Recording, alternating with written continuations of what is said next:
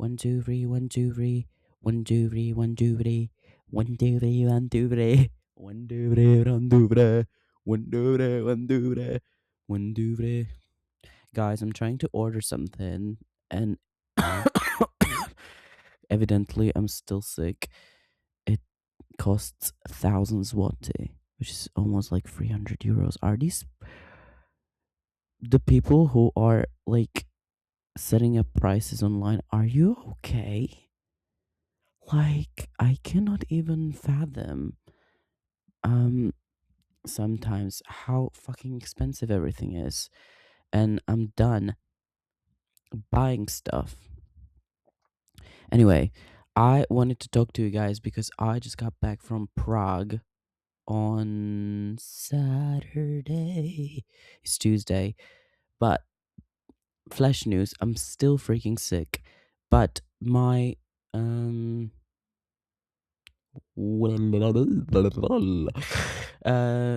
freaking reason why I went to Prague in the first place was me and my familia. Uh, we booked tickets for Pentatonix, who after 10 years came back to European tour, and it was very nostalgic trip for me because my first ever concert in 2016, when I had a fucking bangs and I was obsessed with a cappella groups, Glee, Little Mix. I was also very much obsessed with Pentatonix and Superfruit, especially Mitch and Scott. And yeah, my mom bought me VIP ticket when I got to meet Pentatonix when they were still like former with like the original members. So Avi, Kirsten, Mitch, Scott, and Kevin. And I think in 2018 or 19, Avi left, and then they replaced him with Matt.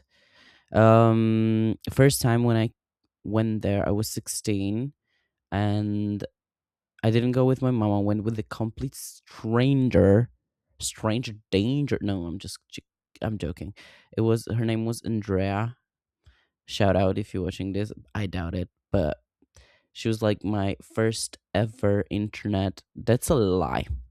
That's a lie because back then I was also a directioner and I had made so many friends who were also directioners or mixers.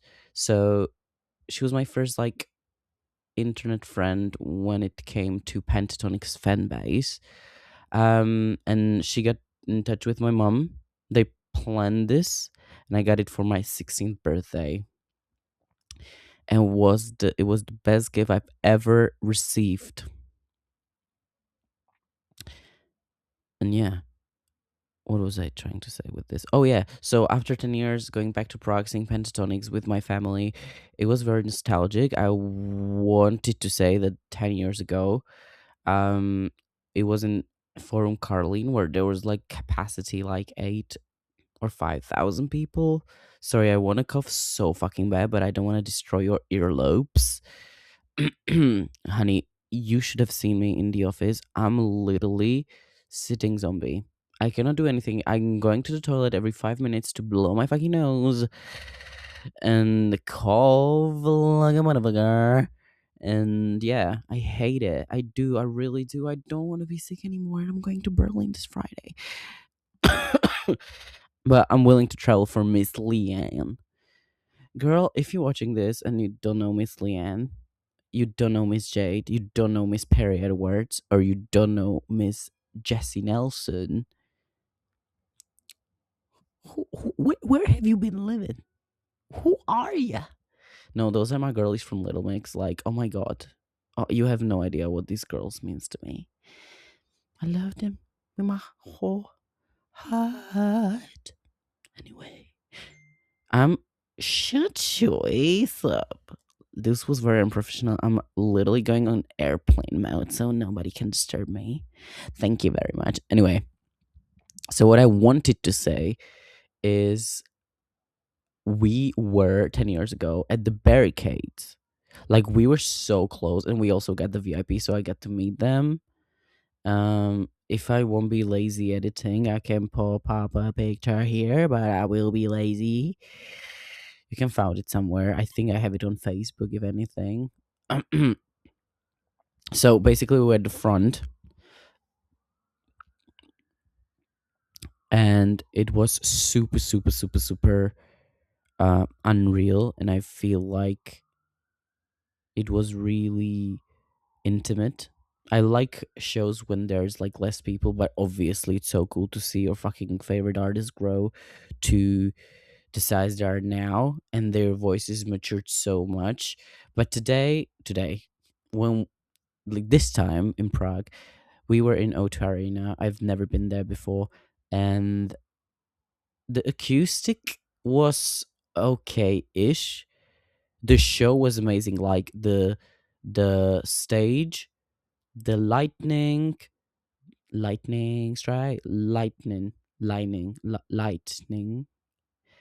lightning strikes twice, and it burns like ice. I wish I didn't love you again. This is not a Little Mix song. See, everything is somehow connected, and I have reference for it. Anyway, um, so the whole stage presence was amazing, so cool. I laughed so much on the choreography of Pentatonix sometimes, because whoever does this, they just trying to do minimum but to be effective, but they did this little dancey twerk. I was dead in gone.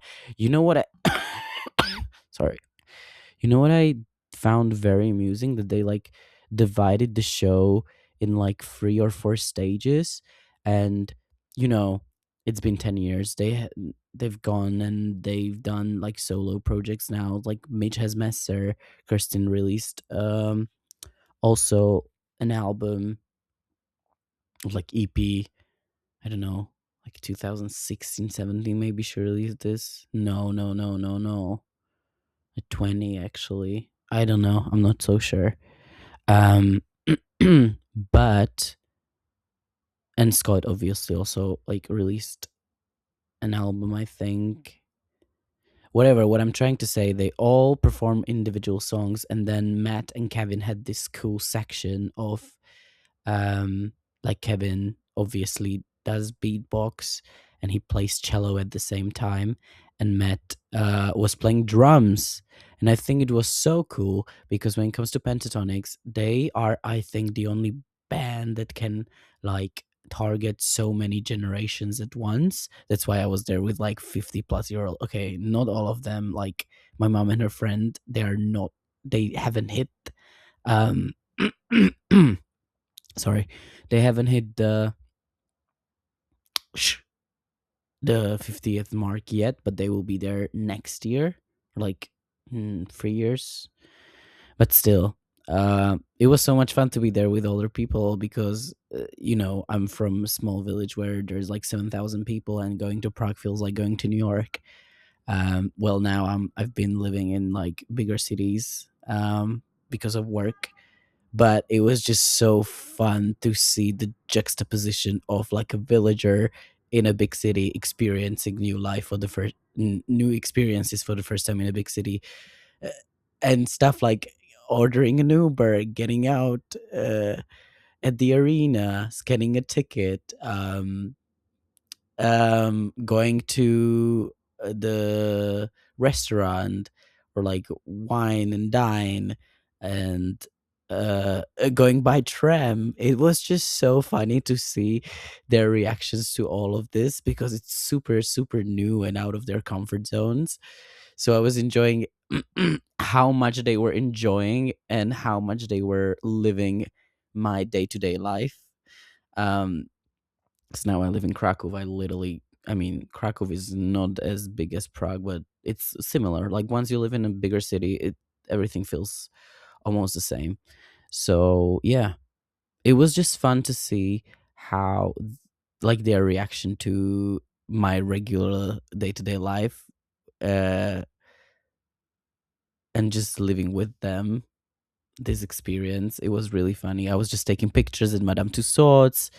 Um, where else did we go? We went to this Museum of Illusions.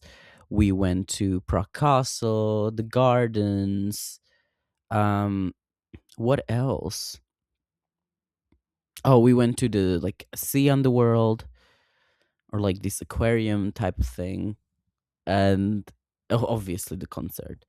So, and what I wanted to say about the concert, I think the acoustics in O2 Arena for a cappella group are not the best. Like the mics and everything, the engineers were okay, but I think the show, like the stage presence, was much more enhanced compared to um the connection between audience and the artist. I feel like because it's been 10 years and they haven't released like original music, they just started really. I think they released like one song. Come on now. Like when they came in 2016, it was the first time they released their original album. So everyone was excited to see and sing with them. But when it comes to now, like after 10 years, they did bunch of mashups. As I said, they selected this, like divided the show between three parts, or like four. And yeah, the mashups were nice, but I feel and one thing that pissed me off the most, we had to sit, and I think, I mean, I don't know, I didn't dare to stand up, but it was just like seats everywhere. And I think for maybe two or three songs they said to stand up, which was really weird because you are vibing, then it's like a slow section of the whole show, and then you are asked to dance suddenly, and then you have to sit down, and it's still like, the songs are still being rhythmic and you want to move, but everyone else is sitting. Even if you wanted to stand up, you would basically, people behind you would not see. And even this, like if you were filming from the seats, like one lady behind my mom was like, can you fucking not, because I cannot see through ya. My mom was so pissed because with these stuff, if you don't have it on camera, you easily forget what they played. But I have to give them a credit where credit's due. The first half of the show felt like I was back in 2016. Like when I saw them for the first time, they sing "Aha," just like la la. I'm really sick, but that is the song when I decided I will be a tenor, because Mitch Grassi was my idol. Well, also with the One Direction boys, but like I don't really like my chest voice. I'm not gonna be singing. I'm just not. But what I'm trying to say, when I saw that they are performing Aha, I was like, wow, this feels so nostalgic. As I had this moment of like, um, this is so cool that I'm like still somehow in touch with this fan base after 10 years. And they basically, what is the word that I'm looking for? What is the word? More. Oh my god, Philip, you had it on the tip of your tongue, on the tip of your. Not structured. They not shaved, shaped. They shaped like the way I view the world. What are my like political views in kind of way, and yeah, just like it's basically like when you are obsessed with somebody, watching every interview. You reflect some of their traits to your personal life. So this is basically what I'm trying to say. And yeah. So yeah, that was really fun to see, and their voices matured so much. Like it was so much fun to hear them being more confident. They sounded really, really good. Um, and I also wanted to go to Mitch's concert in Berlin, because as I said, I like intimate venues. For example, in I was this year, I saw Kesha in Amsterdam, and I also saw Jade. But when I compared these two venues, like Kesha had like, I don't know, 5 to 7,000 people, or like maybe 10. Um, Jade had like 1,500 to 3,000, and it just, you cannot compare this. Like You cannot compare. You have so much more interaction with an artist when it's like less people. They can banter more, they can engage the audience more, and it feels just more connected, in my humble opinion. So I'm really, really, really, really grateful that I got to experience this. And yeah, I wanted to say something more. Oh yeah, just like, yeah. Oh yeah, this was Pentatonix's second biggest stop at their European tour currently. We had around 15,000 people in the O2 Arena in Prague, which is pretty impressive. Like when you look back 10 years ago, we were maybe 5,000, and now it's like tripled. And I think, yeah, it wasn't sold out, but still, like if you're a group and you are able to sell out or like sell 15,000 tickets, you are doing something great. Like, yeah, the hard work paid off for sure, for sure.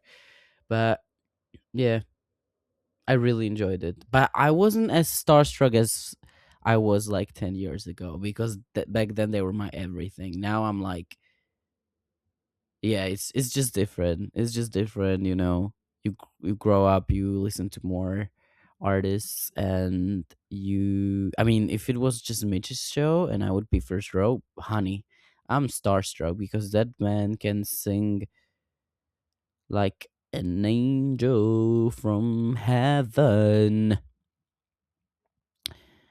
And yeah, so basically, what I'm trying to say, I'm still sick. I'm still going to Berlin because Leon has, again, like I feel like it's gonna be like this intimate show, and I'm gonna meet my friend. Hopefully, fingers crossed, from Finland, and it's just gonna be quick in and out type of gig because it's 8 hours by bus, and then I have like whole day. I will be literally sleeping or try to sleep. I will try to sleep the whole way there and pray for the best, because once I get out, I will just go around the city, and around like 3 or 4, I will go to the queue and wait for Leanne, and then when it's done, I'm just ordering Uber straight to the bus station and hopping back to Krakow. Because listen, I'm paying rent here in this motherfucking Harry Potter type of room.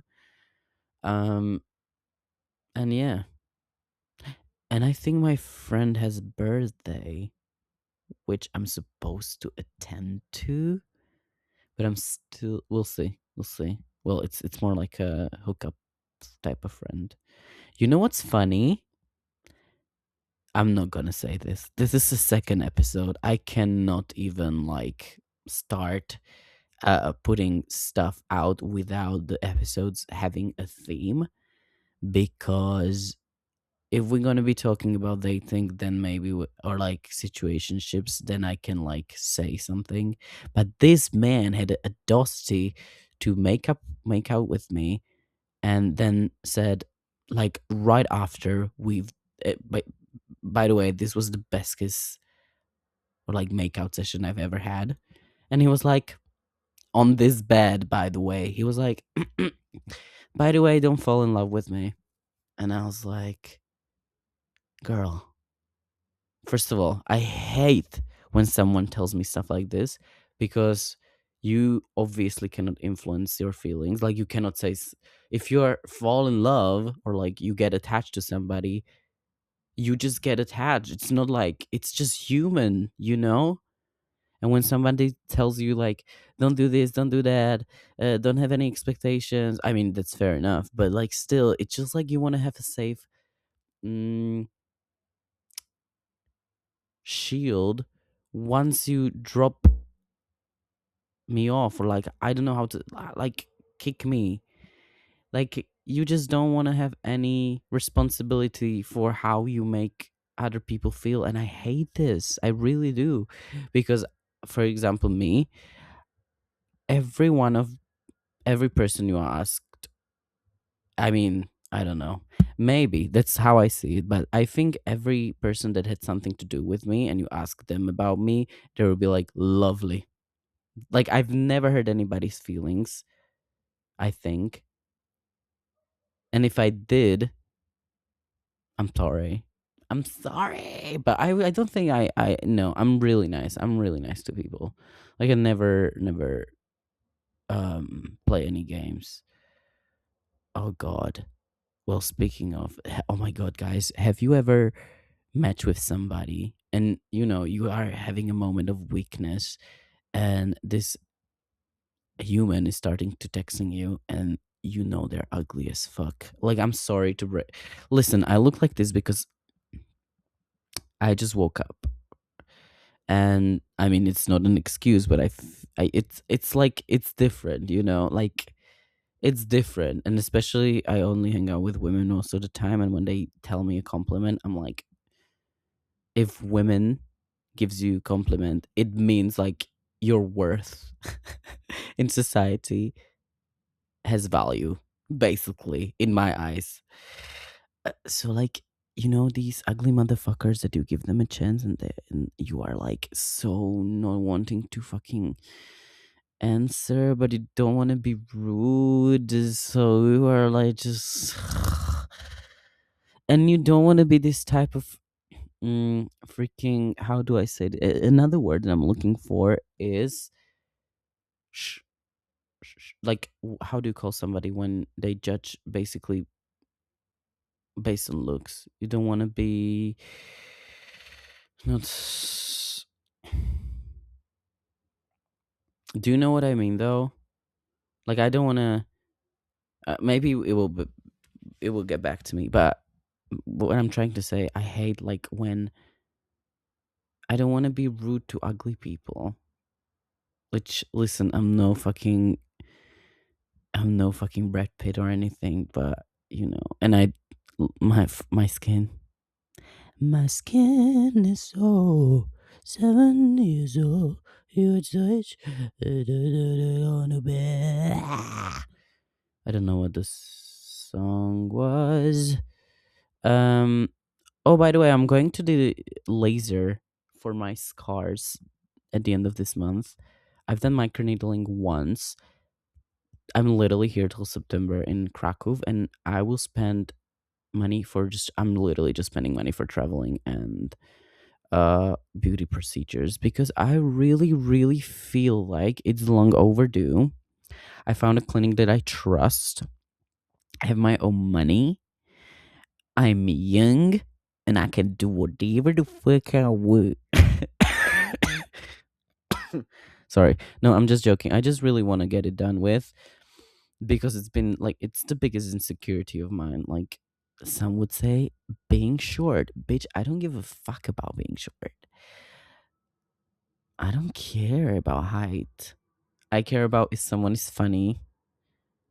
You know? Yeah, okay. Let's like put three things that I always look at the most at people. Like first of all, like if they're funny, if they're humorous, how they interact with the world, what are the manners in society, how shy they are, how open they are, how expressive they are. This is like first thing that I notice. And second is like the like how we change interactions, how they react to my jokes and stuff. And for this, I don't know, maybe how they eyes speak for them. I don't know how to describe it, but I always look at people's eyes and if they are expressive, let's say. Because if they're empty as fuck, we have nothing to talk about. Superficial was the word. I don't want to be superficial, and I don't want to look at people like only at the surface. That's what. Oh my god! Do you know what my biggest pet peeve is? When you're trying to get someone, and not get someone, when you're trying to get to know someone, and when you are digging and digging and digging for the information, and this person is hollow, hollow, hollow, I'm immediately losing interest. My first situationship was like this, and you know what I fucking hate? When they don't reciprocate the questions that I'm trying to get out of them, and they don't want to get to know me on a deeper level. And this happens in the gay community so fucking much. Everybody fucking cares about only the surface, only your body, only how cute you look, only how well your abs are defined, and how well they can stick it in you. That's all gay community cares about. But there's so much more, but it is what it is. By the way, I'm talking for 25 minutes straight. This is the best outlet I've ever had in my life because what do you mean I just woke up and now I'm talking about 25 minutes about stuff that just happened to me. And I'm still sick. By the way, do you like my shirt? Love, everyone would think this says boobs. Even though, oh my God, one thing about me, I really, really, really love boobs. I do. No matter the gender, no matter the human being, I just love boobs. I love boobs. I don't know why. I love. Anyway, so everyone would say, I love, but this is books because she is reading. And reading is what, ladies and gentlemen? Fundamental. Have I read anything this year? I started each rivalry, and no, I even stopped listening audiobooks, which is fucking insane. When I was living in Dansk, I was listening one audiobook a month. And now it's already April and I haven't done shit with my life besides starting this podcast. Which I hope, guys, I'm not even gonna ask these questions, but I'm gonna ask it anyway. Is it morally right to order stuff from Shein? Because what do you mean that these fuckers on Vinted are ordering unique looking stuff on Shein, and then they're reselling it for 3 times the price on Vinted, and I was the victim of this. So I don't really think I'm gonna like condone to this anymore, and I'm just gonna order it from Shein. And listen, like this year, I wanna. It's a year of my closet. Cause I'm coming. I want a world to know. Girl, the closet was glass. Uh, nah, I'm joking. But yeah, I just want to just like not have. Oh my God, everyone is saying you have to have a capsule fucking closet so everything can match at all times. I fucking hate when you have like one basic color outfits. No, I love sets. I love when someone has like denim set or whatever the fuck. I love like sets that are like already designed and you just put them on and it looks sophisticated and fun. But I like more when people buy like specific, pieces and then they are trying to create the outfits. It takes more effort, but listen, it shows a little bit more passion. And with this, I would like to say thank you so much for listening. Um my one advice for you is just to have a little bit more passion in everything you do. Even if you just fucking complain, just complain like you mean it. Because one day you wake up and maybe you won't have a voice. How are you gonna complain? I don't think you're gonna complain with any passion, honey. You're gonna be praying to get the voice back. And in 2026, all of us should have that passion to be heard. Anyway, have a nice day. I'm gonna literally just like I'm not editing this. I love how I was in the first episode. Like I'm gonna have an iPhone camera here, and blah blah blah blah blah. This is just it. This is so easy, and maybe um this will grow, and then I will have probably put more effort. But I literally just woke up, and my friend who is unemployed right now, she was like watching the first episode. I'm literally dying. This was pre Easter. It was like Friday before Easter, before my fever started. I was already dying there, and she was like laughing, like, "Are you dead? Are you having a fucking heart attack?" No, I was just like, I knew I was about to be fucked up, and I was. And this is the second episode. It's Tuesday. Tomorrow is Wednesday, and yeah, life is good. Life is good. Life is fun. Have a nice day, y'all. Thank you for listening to me. See you maybe next time. Bye.